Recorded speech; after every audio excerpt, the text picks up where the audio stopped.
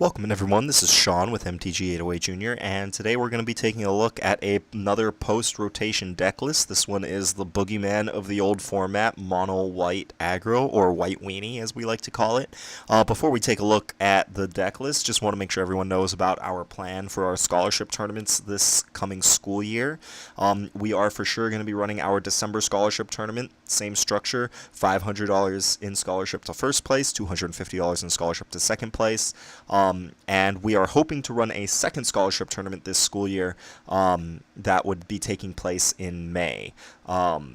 We are for sure going to run that tournament if we break our $400 a month stretch goal for our Patreon account.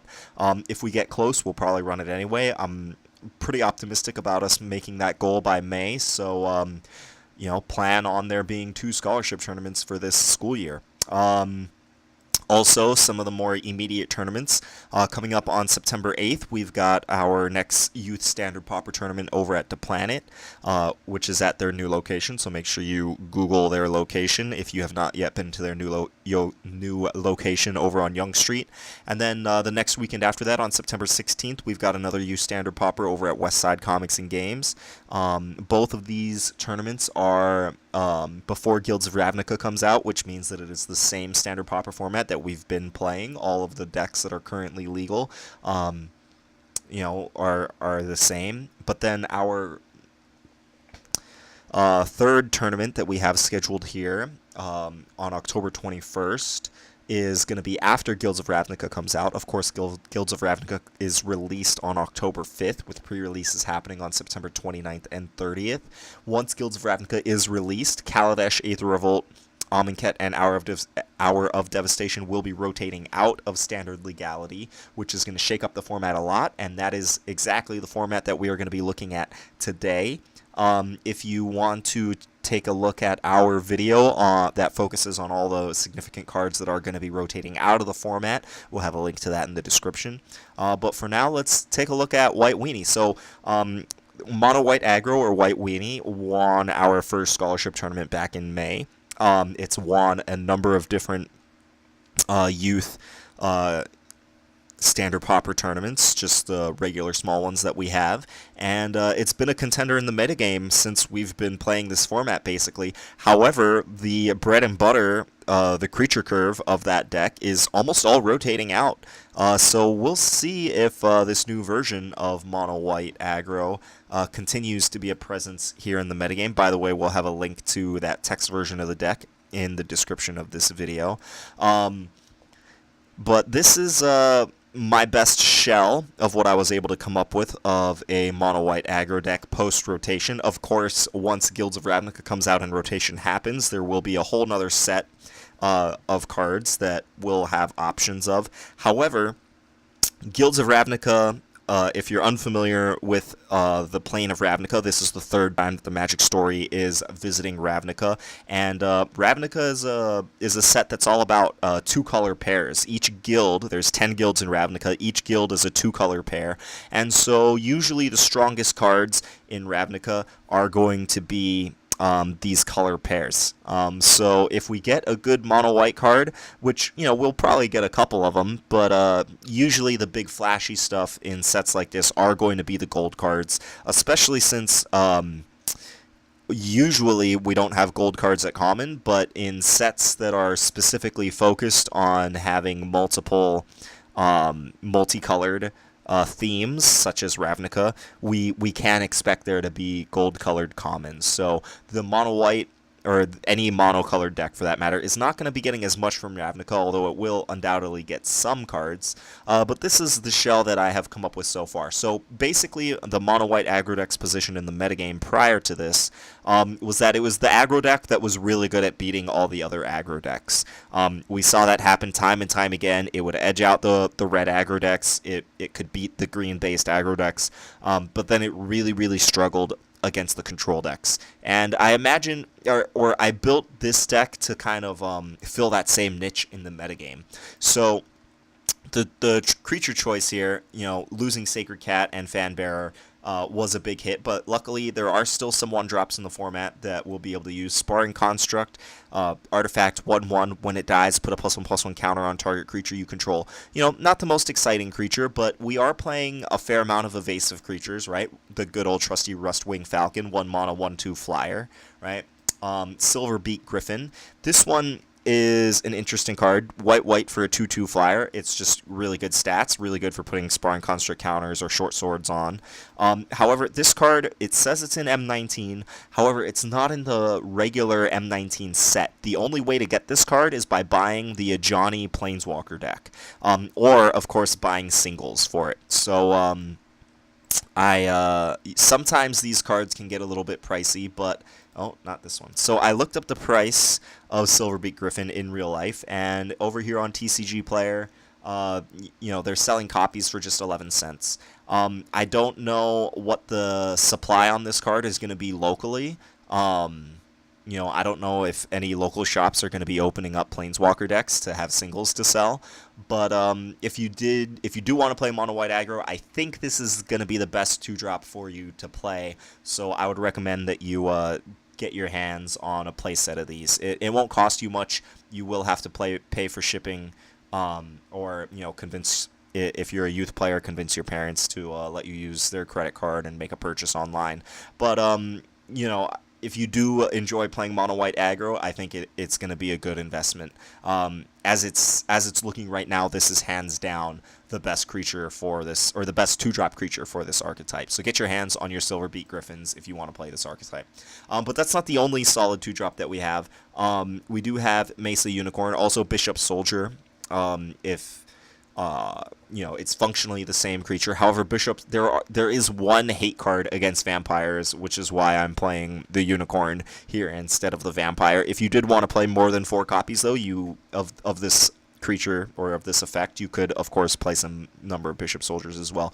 But a 2 mana 2/2 lifelink, right? One of the reasons, there were lots of reasons why the Mono White Aggro beat the other aggro decks, and having access to lifelink creatures was a big one of those reasons. Now, obviously, this is not nearly as efficient as Sacred Cat was, but you know, a 2 mana 2/2 lifelink is still very, very solid at racing, especially when you start like putting short swords and Sparring Construct counters on it.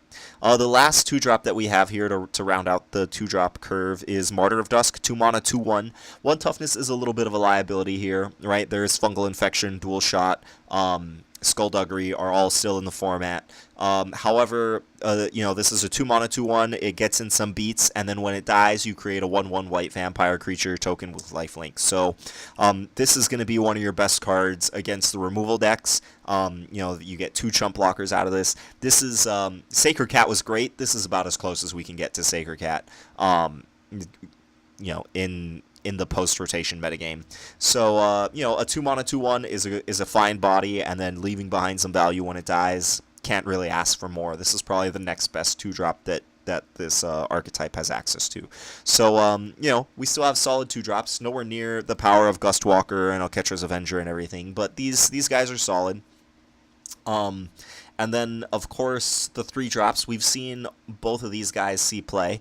We'll start with Pegasus Courser. So, one of the reasons that the White Aggro, or another one of the reasons besides lifelink, that the White Aggro decks could beat the other aggro decks is because you have evasion, right? The other aggro decks will try to muck up the board. If they can't race your lifelink creature, then they have to just like muck up the board and try to not die. And getting multiple creatures with flying is a really good way to break up board stalls, and Pegasus Courser does that nicely. 3 mana 1/3 flyer. You know, if that's all that it did, it would not be a great card, but being able to give a second creature flying when it attacks is just really big game. There are 8 other creatures with flying in the deck already, but, you know, there's 4, 8, 12, 16, 20 creatures that don't have flying, so Pegasus Courser will have plenty of targets. I'm only playing 3 Pegasus Courser. I wanted to get the 21st land in there since we're playing 4 4-drops. Might even want to go up to 22 lands, but without deserts, the cycle deserts, I'm a little skeptical. So I'm trying 21 lands out. So you know, I trimmed down to 3 Pegasus Coursers just because drawing multiples is not that great. if your only 2 creatures on the battlefield are 2 Pegasus Coursers, you're not doing that great. So I think you always want to draw the first Pegasus Courser. You don't always want to draw the second one. So I'm starting with 3. And then rounding out our creature curve, we have Territorial Hammerskull and his big brother Starcrown Stag. So these guys fill a similar niche. Again, the white aggro decks beat the other aggro decks because they just remove, they make it really hard for the opponent to block, right? And Fanbearer did that the best, but now that Fanbearer is gone, this is all that we've got. Territorial Hammerskull, 3 mana, 2/3. Whenever it attacks, tap target creature an opponent controls. And then Starcrown Stag is a 4 mana, 3/3 that does the same thing. When it attacks, you tap target creature defending player controls. So, between the top of our curve, looking the way that it is, our opponents are going to have a really hard time blocking. So we're just playing, efficient attackers. Want to remove their blockers. Because we're playing so many tap creatures and ways to punch through, I'm not playing any main deck removal. The only spells that we're playing in the main deck are Short Sword and then Moment of Triumph to kind of punch through bigger blockers that we can't tap down or fly over. So, it's a very simple deck. I imagine that this build will be favored against most other aggro decks. However, this mono white always just had a really, really bad control matchup. Not unwinnable, but just very, very unfavored. So we do have a sideboard plan for that. Being only one color, we don't get too many sideboard options. Especially not against control, but basically we're trying to go wide against control. Call the Cavalry, 4 mana, sorcery, create 2/2/2 white knight creature tokens with vigilance, right? If control is going to be trying to use spot removal on our creatures, we want to have our spells make more than one creature so that we're kind of taxing their spot removal. Also, they probably won't have negate in against us since we have so few non-creature spells, so this kind of will get around Essence Scatter if they are playing the blue version, right? Being a sorcery, they can't Essence Scatter it, but it still makes creatures. And then the other card that we bring in here, Legion Conquistador, 3 mana, 2/2. When it enters the battlefield, you may search your library for any number of cards named Legion Conquistador, reveal them, put them into your hand, then shuffle your library, right? So, against control, we don't really need to be tapping down their creatures as much. Some of the, depending on the build of control, they might be a more creature-heavy version, in which case we would want to cut other things. But, bringing in these cards that kind of help us to get some card advantage or pseudo-card advantage, that's about as good as we can do against control. Marauder's Axe, this would probably also come in against control. This might also come in against, decks that we just kind of need a little more oomph, right? We need our creatures to be a little bit bigger. 2 mana equipment. You have to pay 2 to equip it to a creature, and then the equipped creature gets +2/+0. Short Sword is kind of the most efficient equipment that we have for an aggro deck. If their game plan is to just have a bunch of removal, we want to make sure that whatever creatures that we have that stay alive are going to be good threats. So Marauder's Axe is probably the next best piece of equipment that is legal. Pirate's Cutlass, we're not playing any pirates, and getting the extra 1 toughness, I don't know, it might be worth paying the extra mana on the front end, but we'll see. Marauder's Axe, Jousting Lance, Pirate's Cutlass, they're all very similar. So I could very easily see this slot being something else. Luminous Bonds, if they're playing a bunch of huge creatures, if you're not super confident in relying on your tap creatures to get their big creatures out of combat, Luminous Bonds is going to be our go-to.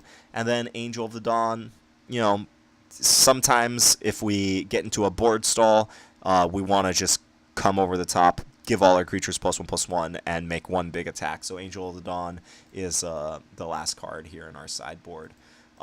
So, as I said, when Guilds of Ravnica comes out, there will probably be some cards that are going to be, that are going to find a good home in this deck, and so this shell will probably change once the new set comes out, but think of this as kind of like a starting point of something to keep in mind as the new metagame is kind of developing.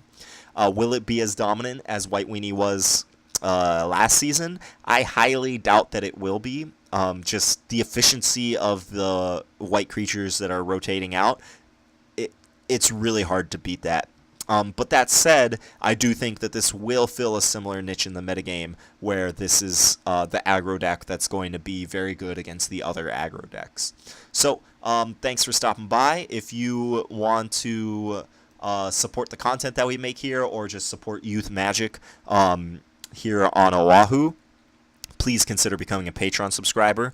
As I said, once we hit that $400 a month stretch goal, we will for sure be running 2 scholarship tournaments each school year. And then in the next couple days and or weeks, we will be making announcements about our playmat perk that we will be giving away to our bronze contributors and higher. So keep your eyes peeled for that. Please consider becoming a subscriber. Even if you can't subscribe, you can definitely support us. Just watching is great, of course. Thank you for coming and joining us and hanging out. Hit that like button, hit that subscribe button. Those are some of the best and easiest ways to support what we do. And we hope to catch you on the next one. Thanks for stopping by. Peace.